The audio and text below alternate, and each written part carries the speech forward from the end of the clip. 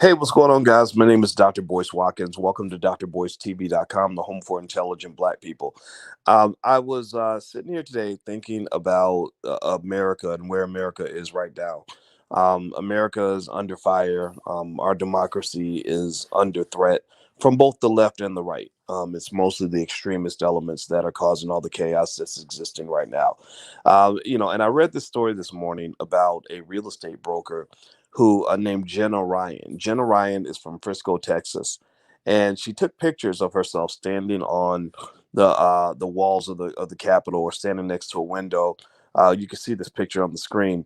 And Jenna, her story got my attention because she took a private jet to go join the MAGA protest that happened on the Capitol. You know, the protest where everybody stormed the White House and everything else, or stormed the Capitol building, not the White House.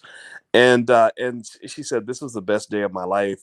She talked about how great it was to be around working class people and to participate in really what can only be called a big gigantic real life version of the Jerry Springer show. It was hilarious, it was ridiculous, it was scary, it was crazy, it was all of that stuff. And I just saw this story that it just made me think about all of this is going on. And it just kind of made me wonder, where are we going as a country? What is this? What is this stuff? And so Jenna Ryan, out of Texas, the real estate broker, she claimed that she had traveled to the nation's capital for freedom, adding that God wanted us here today. Ryan later tweeted about the chaos, proudly admitting that she stormed the Capitol with a mob of fellow Trump loyalists. She also shared pictures posing beside smashed windows of the building. So what this really says to me is that this, first of all, she's going to get in trouble, right? And she's going to get charged probably with something treason or something like that. A lot of people going to prison. They're going to go to prison for a really long time. It's going to be a big mess for them.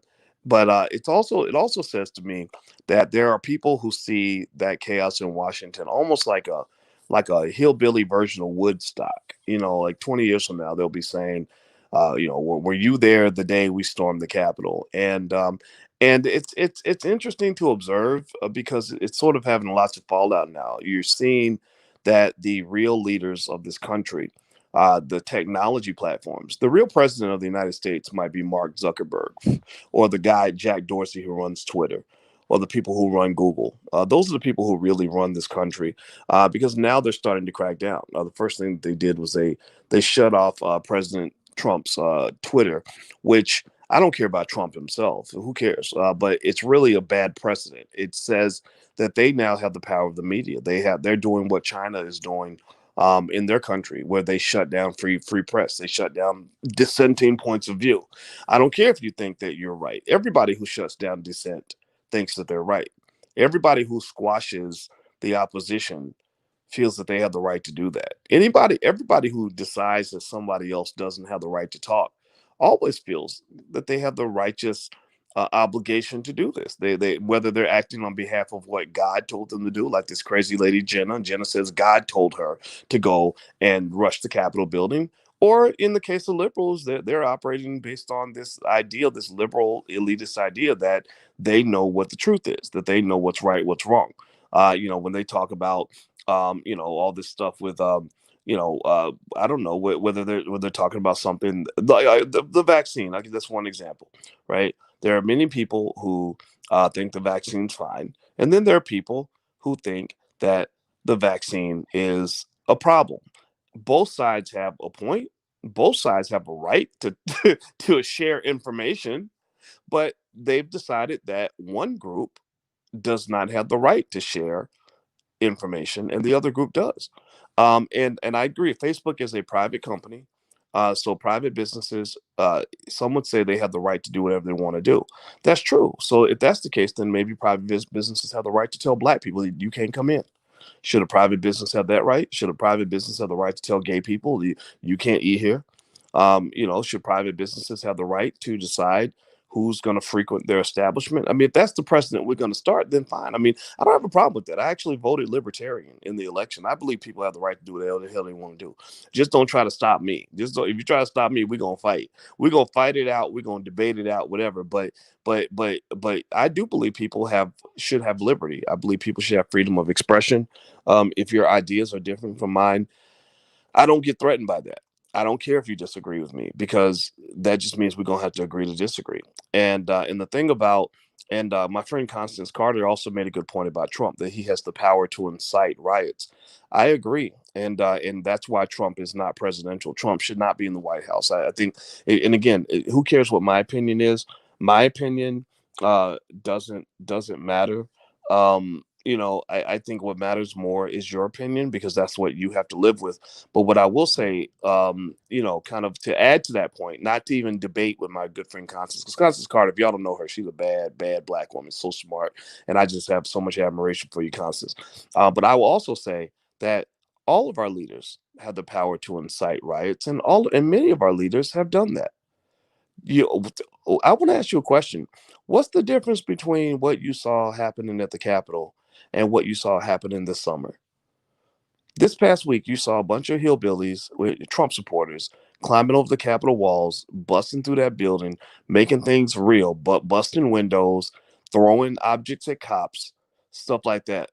And people are saying, "Oh my God, this is terrible." Yeah, the cops should have shot that lady, right? That's what people are saying. Yeah, she deserved it. Those same people were cheering on these Antifa types who were burning down buildings, throwing bottles and rocks at the heads of police officers. And then when the cops responded and shot somebody, people are like, "Oh my God, it's terrible. It's so bad. How could you do that?" Well, I don't want to see nobody get shot. I don't want to see nobody get a rock thrown upside their head. I don't want to see nobody's buildings getting burned down. I'd like to see us act like grown-ups and find a way to compromise with each other. We've lost that. We've lost that. And just if you want to know the world according to Boyce, again, my opinion don't mean shit. I'm just one guy. I'm just one guy sharing a perspective. All this is planned. All this was planned by people outside the United States that want to see America go down. They know how crazy we are. They know what our weaknesses are. They know that we put more money into the pockets of rich people than we do the masses. They know that we are wimps who will shut down all of our whole entire economy, shut down everybody's job over a virus that has a 99.9% survival rate. They know that we fight like hell. They know about the racial divisions that have been left unaddressed by our Congress and by our leadership. They know that black people are pissed that Joe Biden sent 1 million black men to prison and that half the Negroes have forgiven him. They know that. They know about every little thing that divides us, and they are stoking the fires, and they're using social media to do it. Where do you think all those damn Russian bots are coming from? Have you ever been on my Instagram? My Instagram's right there. It's the real Boyce Watkins. Feel free to follow me if you want to. Has anybody ever been on my Instagram and seen how many fake bot accounts will respond to every single post I put on Instagram? They have infiltrated your country. Your enemy is both within and outside. Your enemy has infected your country like a virus, and they are doing everything they can to create as much division as possible. Do I believe that Trump is in bed with the Russians? Let's think about this. Donald Trump has done billion-dollar deals with Russians. Donald Trump was getting real estate deals done back when the Russian mob you had to co-sign on some of the deals in order for them to get done. He has been bailed out financially by the Russians. So, do I believe that Trump could be influenced by the Russians? Hell yeah. But let's look over at Joe Biden. Has anybody looked at little crackhead baby Joe Biden called Hunter Biden and all the millions of dollars Hunter Biden has made from people who openly paid money to get access to his father? I mean, are we just only going to notice truth when it's a Republican, or are we going to only notice truth when it's a Democrat? Your whole government's messed up, man. Your whole government's crazy. Did you know Mitch McConnell's wife was the transportation secretary under Donald Trump? Her last name was Chow. Also, Mitch McConnell's wife is the daughter of a very wealthy Chinese man who is worth $600 million. And Nancy Pelosi's husband is worth about $200 million. And part of the reason he's worth $200 million is because she's Speaker of the House, they have billionaires coming to their house for dinner and walking through the rose garden and the wine cellar, and they're making business deals that are worth all kinds of insane amounts of money. So Nancy Pelosi and Mitch McConnell, two people who have enough money to last them for 50 lifetimes, are sitting up in Capitol Hill, nice and warm and cozy, deciding if we're going to give the peasants a $600 check or a $2,000 check. They are deciding if that single mother whose kids are hungry, who's about to get evicted, who lost her job as a waitress, should get $600 this month or $2,000 this month. And she's been sitting there for 6 months with the landlord banging down her door and is getting no protection at all from the government. You can watch all this happen where these multimillionaires are making life or death economic decisions for hundreds of millions of people. And you can't even understand for a second why somebody might want to go and bum rush them motherfuckers. Like you can't understand why for a minute that there are people out here that are very angry, that are hurting, that are gonna respond in whatever way they deem to be appropriate, whether it's burning down a Target and a Walmart in the summer of 2020 because you're mad and you're rolling with Black Lives Matter, or if you are a crazy Trump supporter who decides, you know what, we're about to climb that wall and I'm about to bust up in that Capitol and we're gonna make this extra real for y'all right now, so you know you're dealing with real people who have real lives out here. I'm not condoning any of the behavior that I saw this week. I'm not co-signing on that. I don't want to live in a country where you got to resolve disputes with violence. I don't. I just don't. You know, I understand war, but I prefer peace. I understand war, but I prefer peace. But the problem is that you have political leaders who have let you down. You have political leaders who have abandoned you. You have political leaders who are sitting there eating good and telling you to starve to death. That to me is a problem. The first people that should have had their paychecks cut should have been Congress. If you're gonna cut somebody's job working in a factory because you worried they're gonna catch a COVID, and they ain't even said to you, they ain't even asked you if you could cut their job. You just did it because you think you know what's best for them. That burns me up. I can't stand people who are out of touch, who think that they know what's best for people. How do you know what a mother needs to do to take care of her kids? How do you know what a man wants to do when it comes to taking care of his family? Who are you to make that decision? That is just insane to me. It bothers me. They're like, no, well, you could spread the virus and blah blah blah. No, I've looked at the data. You're not gonna die. 99.9% of you are going to survive.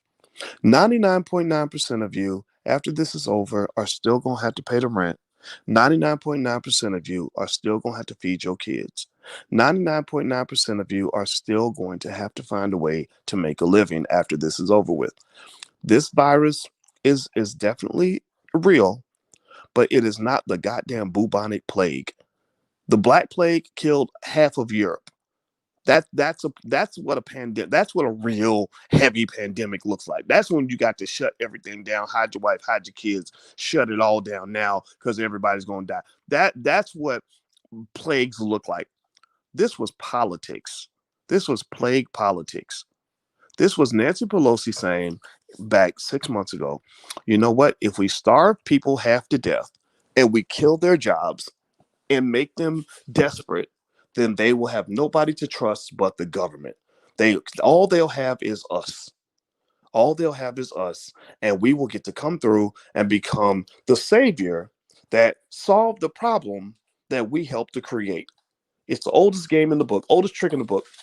Politicians do it, corporations do it. They create a problem and then present themselves as the solution.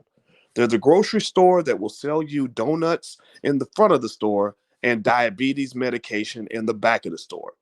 They're making money when they reward you and they're making money when they punish you. But either way, at the end of the day, Nancy Pelosi is still worth $200 million. Now, what was Trump's game in this? What were the Republicans doing in this that really bothered me? Well, the Republicans, they don't truly care about the future of this country if they think that it makes sense to have a person holding on to office when it's time to go ahead and let go and let somebody else become president. Donald Trump does not want to be out of the White House, because when Donald Trump's get out of the White House, he's like the little kid. You ever see a little kid where the bullies chase him, and the bullies are chasing him, about to beat his ass because he did some horrible shit. He was talking shit all day at school, and he runs inside a store. And let's say he's inside the store, and the bullies are waiting outside to beat his ass. And they say, "You can't stay inside the store. You got to leave." And he's like, "Well, why can't I stay?" "Well, you got to get out. You can't stay in the store." Well, the reason he doesn't want to leave the store is because he knows that once he gets out of the store, they're gonna whoop his ass. So Donald Trump is basically a guy who's been able to use presidential protections and privilege to keep people from whooping his ass. When Donald Trump is no longer being protected with executive privilege and all this other nonsense that they give the president so they can get away with criminal behavior, he's going to jail. Letitia, what's her face? The New York Attorney General is lining up charge after charge after charge, and investigation after investigation after investigation that will send Donald Trump to prison, and they will probably take down a couple of his kids too. They are out for blood. That's why Donald Trump doesn't want to be out of the White House. It's not even as simple as him wanting to make money. He is making money from the office. They all do. That's the problem. All these politicians make money from their influence. Did you notice how much Barack Obama and Michelle Obama's net worth went up once they left the White House? Did you see that 14-20 million dollar house, or whatever, 14, 15, 20? I don't know. It's some gigantic mansion they just bought on Martha's Vineyard. It's beautiful, right? But everybody gets paid from their office, because the thing about your country is, and the reason that you have people on the radical left and the radical right storming the Capitol, busting out windows, burning down Walmarts, throwing bricks at the heads of police officers and all this other stuff, is because you have people in America who are gonna win no matter what. All these Republican Democrat types at the top of the pile. They all went to the same universities. They all belong to the same organizations. They all played the same game together. They just have differences in ideology that lead them to pick different political parties. They're all doing very well. They are the 1%. And then you have the 99%. And really, I'm not so concerned about even the top 30%. Would you talk about that bottom 70%, or God forbid, the bottom 20 or 30%, which is growing every single year? Those are the people who are pissed off. And so if you want to convince me that Trump supporters are being misled because they have a billionaire telling them to go up and storm the Capitol, which is going to get them shot and sent to prison for 50 years, you'll get no arguments from me. I don't support that. I think that Donald Trump does not love them as much as they love him. But if you think I'm gonna sit and turn around and support the nonsense I saw this summer with Black Lives Matter, which isn't even a black organization, using black people and running around burning down buildings and beating up police officers, and all in the name of black folks, I don't like that either. I saw straight through that fraud from the very beginning. It was all a bunch of nonsense. And when I saw the thing happening in the Capitol, I saw exactly what I saw this summer. And in both cases, I said, I'll be damned. Now we really gonna mess up the country.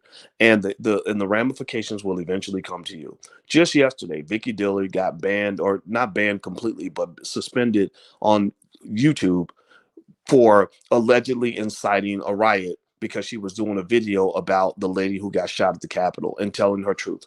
I know Vicky Dillard very well. Vicky Dillard is not a violent person. She has never condoned violence. Now, I've seen people on YouTube talking about, I'll kick somebody's ass, or I'll go and I'll go and I'll go and kill you, or whatever. I've seen that. I've seen people do that, and these people are dangerous. They should be removed. But Vicky is not in that category. Vicky's not one of those people. But Vicky, by simply talking about, in an honest way, talking honestly about what's been going on, YouTube came through and the bot kicked her out. you know and so this censorship that they're doing right now, because they feel that they have been ordained by some higher power to have the right to decide whose truth is relevant and whose truth should be ignored, that's going to come down on you. It's going to hit you as black folks. They've already they've already kicked people like Farrakhan off, and then eventually it's going to be like Tariq Nasheed, it's going to be Boyce Watkins, it's going to be a lot of the people in this chat, because at the end of the day, it's all about power. One thing I understand very well, because I read books like Powernomics and things like that, is I understand power. And I'm gonna make this point, and then I'm gonna bounce on out of here. The thing about power is that power isn't really good or evil, because good and evil most of the time is very subjective. Republicans think Democrats are evil. Democrats think Republicans are evil, right? Everybody has their own definition of good and evil for the most part. For the most part, some things are universally true. Like we all agree, for example, that child molesters are evil, right? Like, I don't think any of you. I hope none of you think that's okay. But for the most part, a lot of good and evil is very subjective. So the thing about power isn't really about standing on the side of good in an unconditional framework, because it's almost impossible to be unconditionally good or unconditionally evil. Everything's relative. Power is about sort of taking your view of the world and imposing that on other people. It's me coming to you and saying, yeah, I know you and I have different perceptions of what is good and what is not, but my definition is going to overwhelm your definition. And because I believe so deeply in my definition of good and evil, I'm going to oppress the shit out of you, and I'm going to beat you into submission so badly and silence you so effectively that at the end of the day, there will be no doubt who is good and who is evil, what is good and what is evil, what is allowed and what is not, what is acceptable, what isn't. So the liberals, um, some of the extreme liberals, are some of the most self-righteous, latte sipping, out of touch, like just very snooty ass people I've ever met. Like just the fact that they run around telling people how they should live their lives, it drives me insane. I've never seen people that are so intolerant as some of my most liberal friends. It's insane to me. How are you feeling that you somehow have the right to be offended because I don't agree with you? Fuck you. Step away, please. Because you sound stupid right now. My most extreme conservative friends, unfortunately, many of them are quite delusional. What happens on the right is really fascinating. The, the Republicans' number one job is to protect wealthy people and wealthy corporations, but they use social issues like church and abortion as dog whistle points of view to get toothless rednecks from the hills of Kentucky to back up Donald Trump like he's their buddy, when Donald Trump cares nothing about a toothless redneck in the hills of Kentucky. That toothless redneck should probably be supporting Obamacare because he needs it, right? But because they pull these dog whistle issues out, the toothless redneck in Kentucky says, I'm going to go storm the Capitol on behalf of this billionaire who cares nothing about me. Donald Trump is a billionaire from New York City. What does he have in common with a toothless redneck from Kentucky? Nothing. Nothing. But that's how the game is played. And same thing is true for you liberals who will go to bat for Nancy Pelosi and your top Democrats. What does Nancy Pelosi's $200 million ass have in common with you?